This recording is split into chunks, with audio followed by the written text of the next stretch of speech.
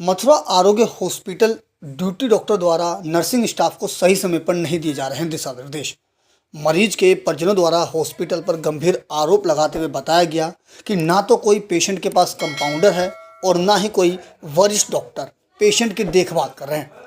Ventilator के मरीज को स्वीपर कर रहे हैं देखभाल। जब पेशेंट को जांच के लिए ले जाया गया तो ऑक्सीजन की आवश्यकता थी या ऑक्सीजन के लिए बोला गया तो ऑक्सीजन लगाई गई। जब परिजनों द्वारा देखा गया कि ऑक्सीजन तो लगी ही नहीं है, लेकिन ऑक्सीजन वाले सिलेंडर में ऑक्सीजन भी नहीं है। परिजनों ने डॉक्टर पर लापरवाही का आरोप लगाया है। परिजनों द्वारा बताया गया कि वीडियो बनाने का प्रयास किया गया तो अस्पताल के स्टाफ द्वारा उन्हें धमकाया भी गया। 6 दिन से यहाँ पे पेशेंट को केवल नस ब्लॉक का परेशानी थी जी। और मैं लेके आया हूँ 3 दिन अच्छी हालत में थे और कोई वेंटिलेटर पे नहीं आए थे, वैसे ही लेके आया। मैं घर से अपनी गाड़ी में ही आया था अपने साथ ही। रात को मुझे परेशानी महसूस हुई, मैं सुबह लेके आया। इन्होंने एडमिट कर लिया, बोला MRI और उसके बाद बताएंगे क्या परेशानी है। MRI हो गई और CT स्कैन वगैरह जो रिपोर्ट आई है, बोले कि नस ब्लॉकेज है और ये समस्या है, 2 दिन में या 3 दिन में हम इनका कुछ बता पाएंगे। तो मैंने कहा ठीक है सर।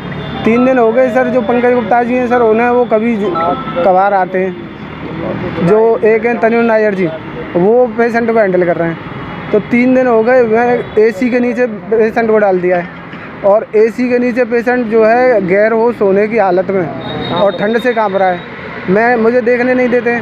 मैं गया देखने, भाई मुझे देखने दे तो रात में गया हूँ। तो रात में मैंने बोला कि भैया पेशेंट को मतलब जो है यहाँ से हटाओ, बहुत ज़ोर से ठंड लग रही है।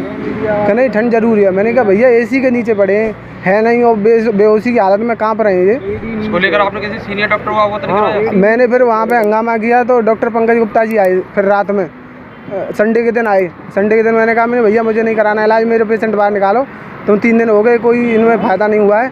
तो द्वारा क्या बोला गया?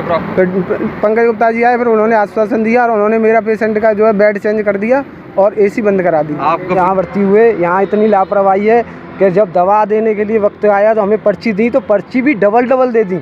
और जब हमारे भाई ने जाकर के डॉक्टर साहब से बोला ये कुछ थोड़ा पढ़ा लिखा है, तो दोनों पर्ची में दवाई भी अलग अलग थी। एक में 7 दवा थी और उसमें दवा अलग थी। तब डॉक्टर को दिया, उन्होंने हमारी पर्ची छीन ली और फाड़ दी और फिर से दूसरी एक पर्ची निकाल के दी। इतना डील होती है यहाँ पे।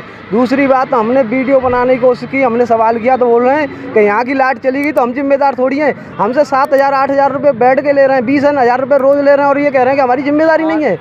अब बोल रहा है कि मेरी यहाँ हमारे पास वीडियो भी मत बनाओ। कैसे बना लोगे वीडियो? दादागिरी हो रही है। बोले दादागिरी कर रहा है, मारने की तैयार है। क्या मामला है? पंप का जब बोल तो रहा है सिलेंडर में गैस ही नहीं थी। भोजन वाला। हाँ, भोजन का ये मामला था कि हाँ वो पंप उसने डॉक्टर ने बड़े डॉक्टर साहब ने बोला था कि जूस नहीं पिलाना है, जूस नहीं पिलाना है। तो जब मरीज को जूस पिला दिया कंपाउंडर साहब ने। जब मेरे छोटे भाई ने बोला कि भाई जूस तो पिला दिया, आपने मना किया था। तो बोला था ऐसे थोड़ी बोला था मैंने मना करने को। मैंने ऐसे कहा था कि मुंह से नहीं नाक से पिलाना, जबकि कभी भी मुंह से पिलाया ही नहीं जा रहा है।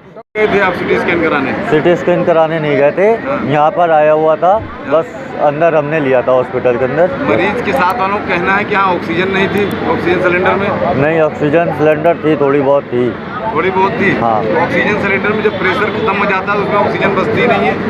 उसमें तो आपको कैसे पता चला इसमें ऑक्सीजन है? सर हमने जब खोला था उसमें थी। जो वीडियो बनाई गई उस वीडियो में तुम्हें साफ दिख रहा है इसमें ऑक्सीजन नहीं है। अब ये तो पता नहीं है या सर। तो जब वीडियो झूठ बोला या तो आप झूठ बोल रहे हैं। नहीं सर, मैं झूठ नहीं बोल रहा हूँ। पता नहीं तो आपने जिम्मेदारी क्यों नहीं उठती थी? हाँ, ऑक्सीजन काम क्या करते हो आप यहाँ पे? हम झाड़ू पोछा करते हैं सर, सफाई।